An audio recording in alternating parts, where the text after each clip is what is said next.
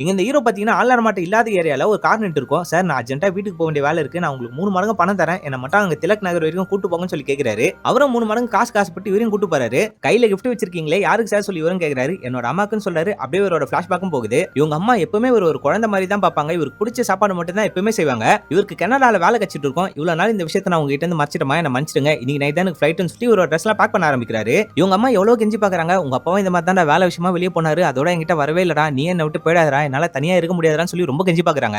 அம்மா இது எனக்கான கோல்டன் ஆப்பர்ச்சுனிட்டி. இதெல்லாம் நான் மிஸ் பண்றதுக்கு தயாரா இல்லைன்னு சொல்லி இவர் அந்த ரூம்ல இருந்து வெளில போறாரு. இவங்க ரெண்டு பேரும் அம்மா தங்கி இருக்க அபார்ட்மெண்டாண்டே வந்துறாங்க. ஆனா எனக்காக ஒரே ஒரு ஹெல்ப்னா, இந்த கிஃப்ட்டை மட்டும் எடுத்துட்டு போய் எங்க அம்மா கிட்ட கொடுங்கண்ணா. அவங்க என் மேல கோவமா இருப்பாங்கண்ணா. இந்த கிஃப்ட்டை பார்த்தா கொஞ்சம் சந்தோஷமாயிட்டே என்ன கூப்பிடுவாங்கன்னு சொல்லி இவரும் கேக்குறாரு. இவங்க அம்மாவும் ஸ்டார்டிங்ல நிறைய क्वेश्चन கேக்குறாங்க. தனியா இருக்கிறதுனால ரொம்ப பயப்படுறாங்க. எனக்கு கொஞ்சம் தண்ணி வேணும்னு சொல்லி இவரும் கேக்குறாரு. அதனால உள்ளியும் கூப்பிடுறாங்க. நான் எவ்வளவு சொல்லியும் கேட்காம என்னோட பையன் என்ன விட்டு போயிட்டான்பா. எனக்கு எவ்வளவு கஷ்டமா இருக்கு தெரியுமான்னு இவர்கிட்ட ஒரு மாதிரி புலம்ப ஆரம்பிச்சிட்டாங்க. உங்க பையன் கீழே தான் மேடம் இருக்காரு. மேல கூப்பிடுங்கன்னு இவரும் சொல்றாரு. என் பையன் மேல எல்லாம் வர மாட்டான்பா. எப்பவுமே இந்த மாதிரி கிஃப்ட் குத்து அனுப்புவான். மாசத்துல ஒரு நாள் வந்து பாப்பாம்பான்னு இவங்களும் சொல்றாங்க. டாக்ஸிக்கான பணத்தை கொடுத்ததும் இவரும் கீழே போயிறாரு. இவங்க அம்மா ஜன்னல்ல இருந்து எட்டி பாக்குறாங்க. அவங்க பையன் ஒரு மாதிரி முறைச்ச மாதிரி நின்னுட்டாங்க இருந்து போறாரு. கிஃப்ட்டை ஓபன் பண்ணி பார்த்தா அதுக்குள்ள ஒரு ஃப்ளவர் ஃபிளாஸ்க் இருக்கு. அதுவும் உடைஞ்சிருக்கு. இவங்க எவ்வளவு சொல்லி பார்த்திருப்பாங்க. அவங்க பையன் கண்டுக்காம அங்க இருந்து கிளம்பி இருப்பான். அங்க இருந்து ஃப்ளவர் ஃபிளாஸ்காலே அந்த பையனை அடிச்சிட்டு இருப்பாங்க.